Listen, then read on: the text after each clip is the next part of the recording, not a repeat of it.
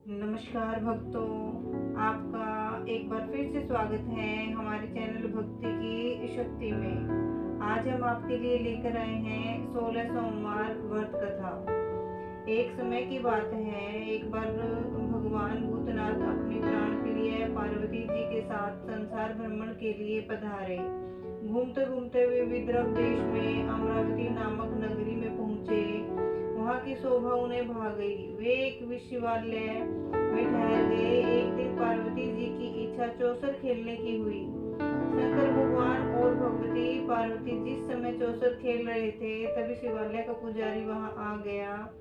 पार्वती जी ने पुजारी से पूछा, बताओ इस बाजी में कौन जीतेगा? ब्राह्मण ने बिना सोचे समझे कह दिया, भगवान शंकर। थोड़ी ही देर में बाजी समाप्त हो गई और जीती भगवती पार्वती। ब्राह्मण के बिना विचारे भविष्यवाणी करने पर माता पार्वती को गुस्सा आ गया। यद्यपि शंकर भगवान ने अनेक प्रकार से समझाया, पर वे न मानी और उन्होंने उस ब्राह्मण को कोढ़ी हो जाने का शाप दे दिया। कोढ़ी होकर ब्राह्मण बहुत दुखी था। काफी दिन बीत चुके थे। एक दिन शिवालय में देवलोक की अप्सराएं पधारी। ब्राह्मण को कोढ़ से दुखी देखकर उन्हें दया आ गई। उन्होंने ब्राह्मण से कहा, तुम 16 सोमवार का यथाविधि व्रत करो, तुम्हारे सारे क्लेश कट जाएंगे।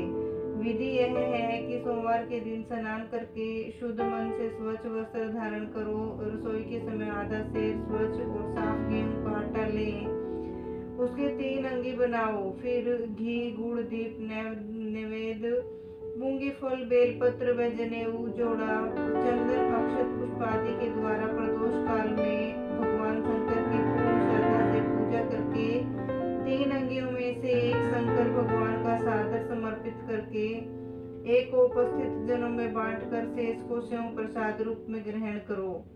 इसी प्रकार जब 16 व्रत रुक चुके होंगे तो 17वें सोमवार को पाव सेर पवित्र आटे की भाटी बनाकर उसमें आवश्यकता अनुसार घी और गुड़ मिलाकर चूरमा बनाओ। उसी का शंकर भगवान को भोग लगाकर शेष भक्त जनों, कुटुंबी जनों और आपस में बांट लो।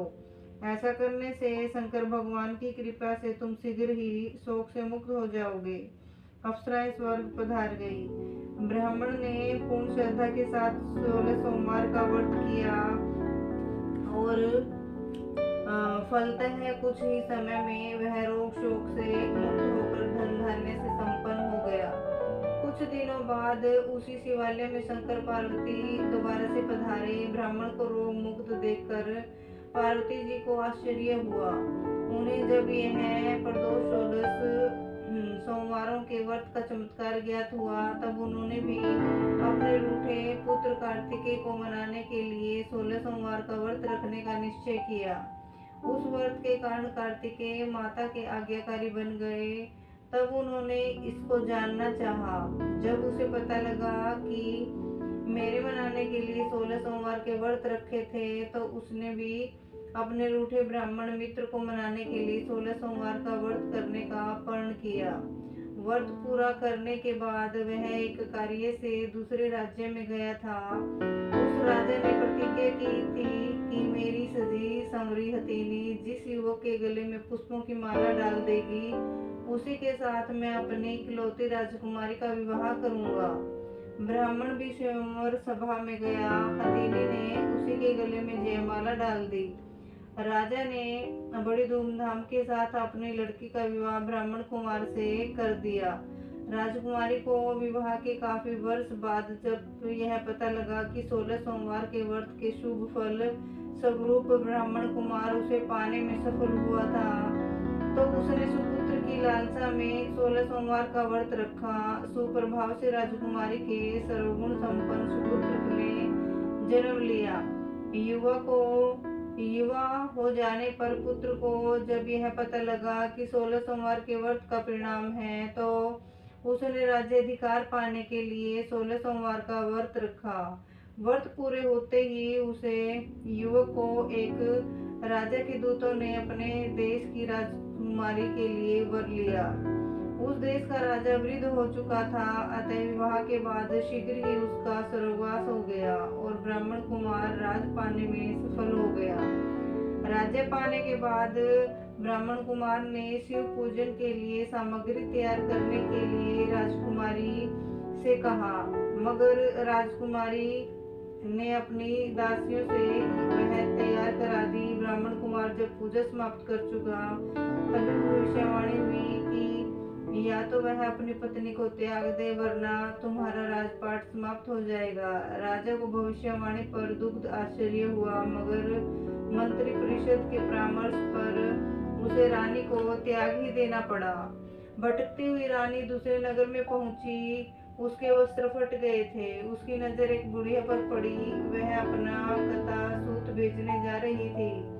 रानी ने सूत की गठरी अपने सिर पर रख ली। तभी बड़े जोर की आंधी आई और रानी के सिर की सूत की गठरी को उड़ाकर ले गई। तब बुढ़िया ने रानी को धक्का देकर अपने पास से भगा दिया। इसके बाद रानी आश्रय की खोज में एक तेली के घर गई, लेकिन इसके वहां जाते ही तेली के समस्त बर्तन चटकने लगे तो तेली ने भी उसे धक्का देकर वहां से भगा दिया। इस प्रकार रानी दर दर दुत्कारी जाती। अंत में वह एक ग्वाले के हाथ पड़ी। वह इसे एक शिवालय के गुसाई के पास ले गया। रानी ने गुसाई जी से अपनी आप बीती सुनाई। उन्हें रानी पर दया आ गई। उन्होंने रानी को अपने आश्रम में आश्रय दिया। रानी जिस चीज को छूती वह बिगड़ जाती। पानी और भोजन में कीड़े पड़ जाते। इस प्रकार गुसाई जी दुखी हुए। उन्होंने शंकर भगवान की अनेक प्रकार से विनती की और रानी को 16 सोमवार का व्रत रखने का आदेश दिया। रानी ने श्रद्धा और भक्ति के साथ 16 सोमवार का व्रत रखा। 17वें सोमवार के बाद ब्राह्मण कुमार को सौंपन आया। दूसरे दिन उसने दूतों को रानी की खोज में दौड़ाया। दूत रानी को खोजते हुए गुसाई के आश्रम में जा पहुंचे, मगर गुसाई जी ने रानी को विदा करने से इनकार कर दिया। राजा को जब पूरा समाचार ज्ञात हुआ तो वह स्वयं गुसाई जी के सेवा में उपस्थित हुआ। रानी ने अपने पति को पहचान लिया। गुसाई जी ने सभी हाल सुनकर शंकर के कोप की बात जानकर रानी को राजा के साथ विदा कर दिया। राजा रानी जब राजधानी में पहुंचे तो प्रजा ने बड़े उत्साह के साथ उनका स्वागत सत्कार किया। राजा ने प्रजा हितकारी अनेक काम किए। शंकर की कृपा से राजा रानी ने अनेक वर्ष तक राजपाट का सुख भोगा और काफी लंबी आयु तक सुखपूर्वक संसार भोगकर शिवलोक को प्रस्थान किया। बोलिए शिव शंकर भगवान की जय हो। भक्तों, अगर आपको ये वीडियो थोड़ी सी भी अच्छी लगे तो प्लीज़ हमारे चैनल को सब्सक्राइब करें और वीडियो को लाइक करना न भूलें। जय शिव शंकर भोलेनाथ। राधे राधे। जय श्री कृष्णा।